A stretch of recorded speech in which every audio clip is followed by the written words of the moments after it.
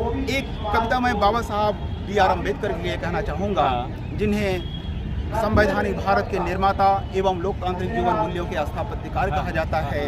उनके बिना संविधान, भारत में संविधान की परिकल्पना भी नहीं की जा सकती है। जो संविधान सभा का तनमन है, मतलब हमारा संविधान, जो संविधान सभा का तनमन है, जो बाबा साहब का अंतर्मन है, जो लोकतंत्र का आह्वान ग्रंथ है, जो भारत का महान ग्रंथ है। हे भारत के संविधान, हो सदा तुम्हारी जय जयकार। हे भारत के संविधान, हो सदा तुम्हारी जय जयकार।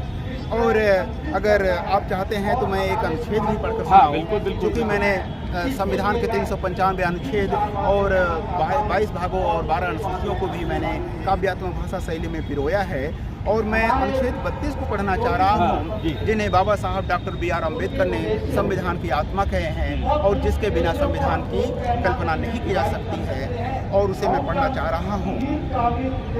यह भारत के संविधान का अनुच्छेद 32 का प्रावधान है।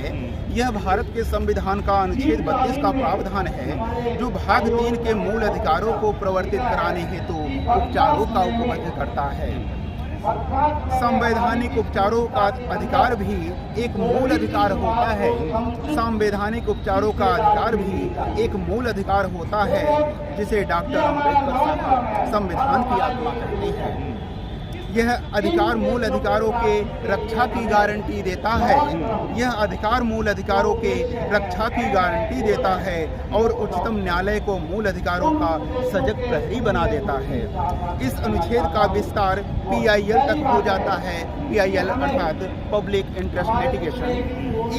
इस अनुच्छेद का विस्तार PIL तक हो जाता है और इसके उपचारों के अंतर्गत प्रतिकर भी दिलाया जाता है। यदि किसी व्यक्ति का कोई मौलिक अधिकार उल्लंघन होता है, यदि किसी व्यक्ति का कोई मौलिक अधिकार उल्लंघन होता है, तो वह सर्वोच्च न्यायालय में उपचार हेतु अपना आवेदन दाखिल कर सकता है और उसके मौलिक अधिकारों को उच्चतम न्यायालय लागू कर सकता है और उसके मौलिक अधिकारों को उच्चतम न्यायालय लागू कर सकता है, जिसके लिए वह आदेश, निर्देश या रिट भी जारी कर सकता है।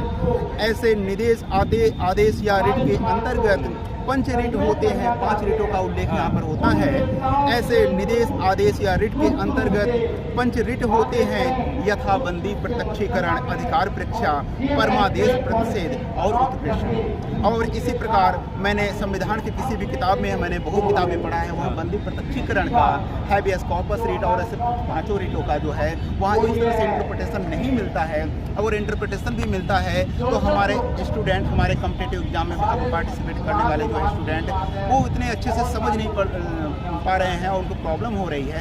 इसीलिए यह किताब UPSC के एस्पिरेंट विद्यार्थियों के लिए भी उतना ही उपयोगी सिद्ध हो रही है। और ये मुखर्जी नगर में बहुत डिमांड है UPSC विद्यार्थियों के लिए, और PCS और अदर कॉम्पिटिटिव के एग्जाम के विद्यार्थियों के लिए भी ये उपयोगी सिद्ध हो रही है और बहुत ज़्यादा डिमांड कर रहे हैं। क्या लगता है कि ये इतिहास के पन्नों में ये काव्य पाठ की किताब जो है बन पाएगी? जी, ये तो जनता सिद्ध करेगी, क्योंकि जनता ही सर्वोपरि होती है। अगर जनता ने अगर इसकी डिमांड बढ़ाया तो निसंदेह ये एक ऐतिहासिक किताब सिद्ध होगी। और पूर्व विदेश मंत्री सलमान खुर्शीद जी ने कमेंट करते हुए इसमें कहा है कि यह किताब नौजवानों को एक सूत्र में बांधने का प्रयास करेगी, और मुझे लगता है कि यह एक क्रांतिकारी पुस्तक सिद्ध होगी लोकतांत्रिक विचारों के प्रचार प्रसार करने वालों के लिए। चलिए, हमारे साथ थे अमरूद कुमार एडवोकेट जी, जो सुप्रीम कोर्ट से हैं, और आप एक बार जो है आपका बहुत बहुत धन्यवाद। बहुत बहुत धन्यवाद, और इस बात के लिए भी धन्यवाद कि आप लोग जो है लोकतांत्रिक विचारों के प्रचार प्रसार हेतु दिन रात एक किए हुए हैं। अगर ऐसा रहा तो निसंदेह एक दिन हम भारत में एक स्वस्थ लोकतंत्र की धरातल पर ला सकते हैं। आपका बहुत बहुत धन्यवाद।